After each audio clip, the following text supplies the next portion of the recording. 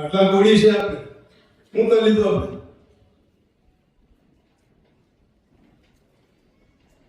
ઉત્તર દિહાઈ બનતા ચાલ્યા બે હતા પાડીને નોશન 84 તેઓને બરોબર આપ્યું 4 સીટ હતી અને પ્રાઉડ થી કઈ ત્યાં આગળ અમારા દક્ષિણ ગુજરાતમાં એવું કઈ છે નથી દક્ષિણ ગુજરાતમાં તો જ્ઞાતિવાદ આવતો જ નથી આજુના દિહાઈ આટલામાંથી શું કરે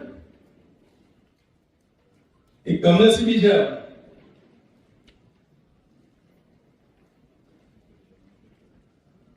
વિચારવા પડે કારણ કે આ જો પરિસ્થિતિ રહે તો જિંદગીમાં ધારાસભ્ય નહીં બને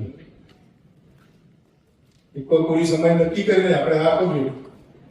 પાર્ટીમાં ભલે છે કઈ માનવાનું તો માને પણ મતદાન વખતે તમારે ધ્યાન આપવું પડે